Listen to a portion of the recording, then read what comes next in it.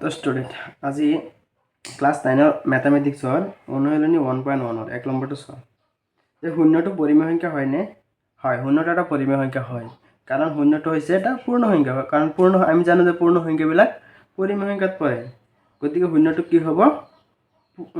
পৰিমেয় সংখ্যা হ'ব গতিকে আমি যদি লিখো তেনে কেনেকৈ লিখিম যে এক নম্বৰ চোৱা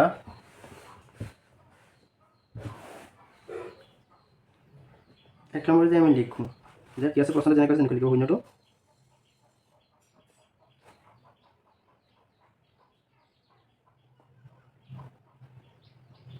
শূন্যটো পৰিমেয় সংখ্যা হয় ইয়াক আমি কিবা প্ৰকাশ কৰিব পাৰি যেনে ধৰা 0/1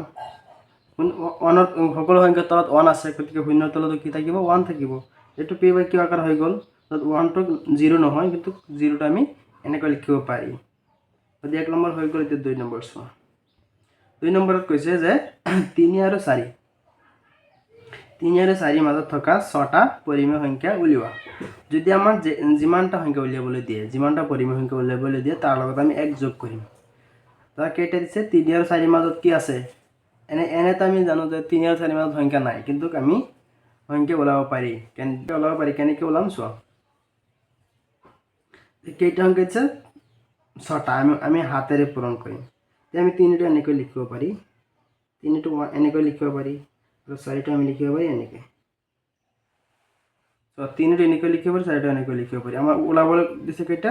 6টা গতিকে 6ৰ লগত 1 যোগ কৰিলে কিমান 7 হয় তেনে হাতেৰে আমি 2টা পূৰণ কৰিম পূৰণ 7 তেনেহ'লে কিমান হ'ব ইয়াত হ'ব 3 7 গুণে 21 1 7 গুণে 7 ইয়াতো হাতেৰে পূৰণ কৰিম 1 পূৰণ 7 4 পূৰণ 7 ইয়াত চোৱা তলত কিমান হ'ব 7 হ'ব ওপৰত কিমান হ'ব 28 4 7 গুণে 28 এতিয়া চোৱা হৰটো সেম আছে ইয়াতো 7 আছে ইয়াতো 7 আছে ইয়াত কিমান আছে 21 ইয়াত কিমান আছে ইয়াত 21 আছে ইয়াত 28 আছে ইয়াত এইটোৰ মাজত চোৱা কিমান সংখ্যা আছে এইটোৰ মাজত যদি আমি চাওঁ তেনেহ'লে চাম 21 এর ভিতর 22 23 24 25 26 27 28 তার পিছত এতিয়া আমি এইটোৰ মাজত কি লিখিব পাৰি যে 22/7 23/7 24/7 25/7 26/7 আৰু এটা লিখিব পাৰি 27/7 এতিয়া চোৱা কেইটা হৈছে 1 2 3 4 5 6 ছটা হৈ গ'ল গতিকে আমি লিখিব পাৰি যে 3 আৰু 4ৰ মাজত থকা 3 আৰু 4ৰ মাজত থকা 5টা 6টা দিছিলে 6টা পৰিমেয় সংখ্যা হ'ল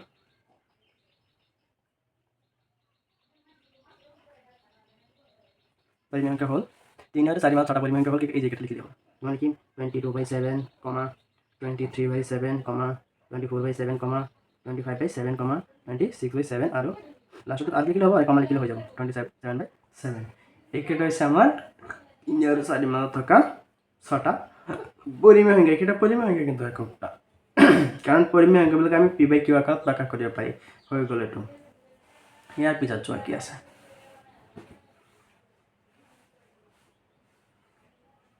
ইয়াৰ পিছত আছে 3/5 আৰু 4/5ৰ মাজত থকা 5টা পৰিমেয় সংখ্যা উলিওৱা 3/5 and 4/5 চোৱা ইয়াত হৰকেইটা একে আছে আমাৰ কি লাগে 3 আৰু 4ৰ মাজত আৰু কেইটা সংখ্যা লাগে 5টা সংখ্যা লাগে এতিয়া 5টা দিছে আমি কিৰে পূৰণ কৰিম 6ৰে দুইটা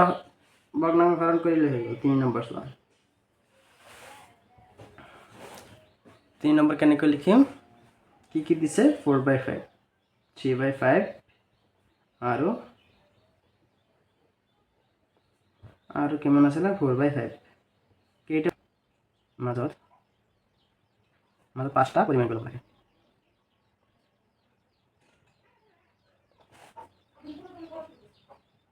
পৰিমেয় সংখ্যা আমি লিখিম সেম ভগ্নাংশটো লিখিম 3/5 আৰু 4/5 এনেকৈ লিখিবা 3/5 আৰু 4/5 লিখিলোঁ আমি এইটো কিৰে পূৰণ কৰিম 5টা দিছে যেহেতু 5 দিছে তেনেহ'লে 5ৰ লগত 1 যোগ কৰিম 5 যোগ 1 কিমান হয় 6 আমি 6ৰে পূৰণ কৰিম তেনেহ'লে হৈ যাব 3ৰ লগত 6 পূৰণ কৰিলে কিমান হয় 5ৰ লগত 6 পূৰণ কৰিলে কিমান হয় হা কোৱা 3 লগত 6 পূৰণ কৰিলে কিমান 18 আৰু যে আমি 5 লগত 6 পূৰণ কৰি তেনেহ'লে কিমান হয় 30 এইটো সেম একেই 4 লগত 6 পূৰণ কৰিম 5 লগত 6 পূৰণ কৰিম তলটো সবে সেম হ'ব তলটো সবে সেম কৰিবা 4 5 6 গুণা 30 আকৌ 4 6 গুণা 24 আমি এই দুটা মাজত সংখ্যা ওলাব লাগে এইখিনি লিখিব নালাগে তথাপি তোমালোকক বুজাৰ কাৰণে লিখাই দিছো চোৱা এইখিনি চোৱা 18 আৰু 24 এৰ মাজত সংখ্যাখিনি ঠিক মানে আছে প্ৰথমতে 19 19/30 আর এটা হইছে 20/30 21/30 22/30 এটা কিমান আছে 24 আছে ইয়াৰ মাজত কিটা আছে আৰু এটা আছে 23/30 এতিয়া সজন কেইটা অংক হৈছে চল 1 2 3 4 5 পাঁচটা অংক হৈছে আমাৰ ওলাবলে কেইটা পাঁচটা গতিকে আমি লিখিব পাৰি যে 3/5 লিখিব পাৰি 3/5 আৰু 4/5 3/5 আৰু 4/5 মাজৰ পাঁচটা পূৰ্ণ সংখ্যা হ'ল পূৰ্ণ সংখ্যা হ'ল কি আছে এখানে দিয়ে 19/30 এটা হচ্ছে 20/30 21/30 22/30 আর 23/30 1 2 3 4 5 হলো এটা হ্যাঁ একেবারে সিম্পল নাম্বার কৈছে যে তলৰ উক্তিসমূহ আছেনে মিছা লিখা উত্তৰসমূহৰ সমৰ্থনত যুক্তি উল্লেখ কৰিবা যে প্ৰতিটো স্বাভাৱিক সংখ্যাই এটা পূৰ্ণ সংখ্যা কৈছে যে স্বাভাৱিক সংখ্যাবিলাকত যিমানটা সংখ্যা আছে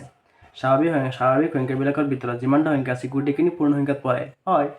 কাৰণ স্বাভাৱিক সংখ্যাবিলাক লৈ লগতে শূন্যটো লৈ পেলাইহে পূৰ্ণ সংখ্যা হয় গতিকে আমি কি কৰিব পাৰি যে প্ৰতিটো স্বাভাৱিক সংখ্যাক আমি পূৰ্ণ সংখ্যা বুলি লিখিব পাৰি কাৰণ স্বাভাৱিক সংখ্যাবিলাক 1 পৰা আৰম্ভ হয় আৰু পূৰ্ণ সংখ্যাবিলাক 0 পৰা আৰম্ভ হয় গতিকে আমি কি কৰিব পাৰি যে স্বাভাৱিক সংখ্যাবিলাক পূৰ্ণ সংখ্যা হয় 0 to এটা পূৰ্ণ সংখ্যা কিন্তু আমি কি কৈছে কথাটো যে প্ৰতিটো স্বাভাৱিক সংখ্যা গোটেইখিনি পূৰ্ণ সংখ্যাত পৰে তোমালোকে জানা চাগে এতিয়া 4 নম্বৰ 4 নম্বৰ এক আমি কি লিখিব পাৰি যে প্ৰতিটো স্বাভাৱিক সংখ্যা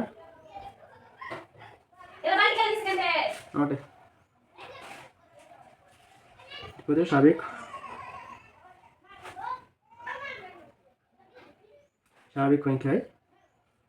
স্বাভাবিক সংখ্যায় এটা কি পূৰ্ণ সংখ্যা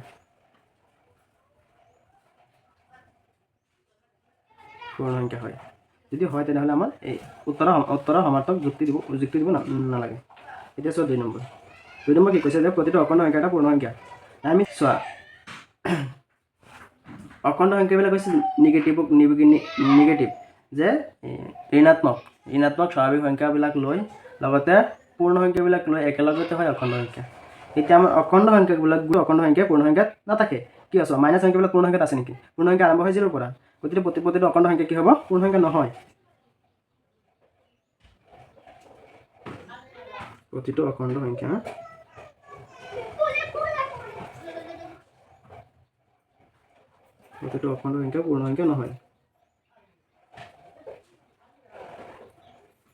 পূৰ্ণ সংখ্যা নহয় কাৰণটো চোৱা কাৰণ -2 বা -1 এইবোৰ কিছু -1 -2 অখণ্ড সংখ্যা কিন্তু পূৰ্ণ -2 আৰু -1 কি অখণ্ড সংখ্যা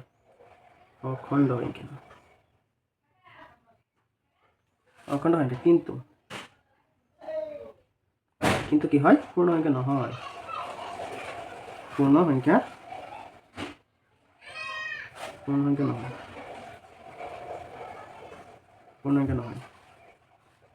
তাৰপিছত চোৱা 3 নম্বৰ কি সংখ্যাত আছে চোৱা পৰিমেয় সংখ্যাত আছে তোমাৰ অখণ্ড সংখ্যা আছে স্বাভাৱিক সংখ্যা আছে পূৰ্ণ সংখ্যা আছে গোটেইখিনি মিলি পেলাই লগতে ভগ্নাংশ যিবিলাক আমি p/q আকাৰত প্ৰকাশ কৰিব পাৰি এই গোটেইখিনি মিলি পেলাই তোমাৰ হয় পৰিমেয় সংখ্যা এতিয়া কৈছে পৰিমেয় সংখ্যা প্ৰত্যেকটো পৰিমেয় সংখ্যা ধৰা 2/5 এটা পৰিমেয় সংখ্যা এইটো কি তোমাৰ হেৰি হয় নেকি পূৰ্ণ সংখ্যা হয় নেকি পূৰ্ণ সংখ্যাবিলাক ক'ৰ পৰা আৰম্ভ হয় 0 পৰা 0 1 2 3 4 এইখিনি হয় পূৰ্ণ সংখ্যা গতিকে আমি ক'ব পাৰি যে 3 নম্বৰত যে প্ৰতিটো পৰিমেয় সংখ্যাই এটা পূৰ্ণ সংখ্যা নহয়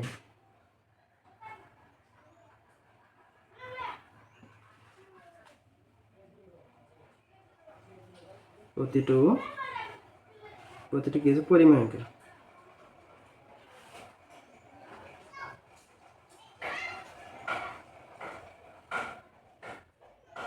প্ৰতিটো পৰিমেয় সংখ্যাই কি হৈছে এটা পূৰ্ণ সংখ্যা নহয়। এই কাৰণটো কোৱা, কাৰণটো চোৱা। কাৰণটো হৈছে যে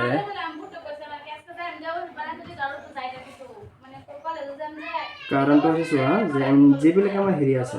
লগ নাম্বাৰ চোৱা 1/2 4/6 9/2 এইবোৰ চোৱা, এইবোৰ কি হেৰি সংখ্যা, এইবোৰ তোমাৰ পৰিমেয় সংখ্যা। এইবোৰ কি পূৰ্ণ সংখ্যা হয় নেকি?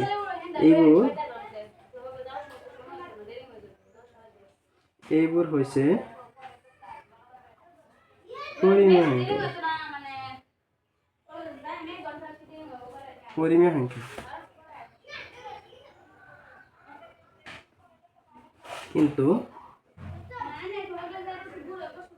কিন্তু কি নহয়, পূৰ্ণ সংখ্যা নহয়।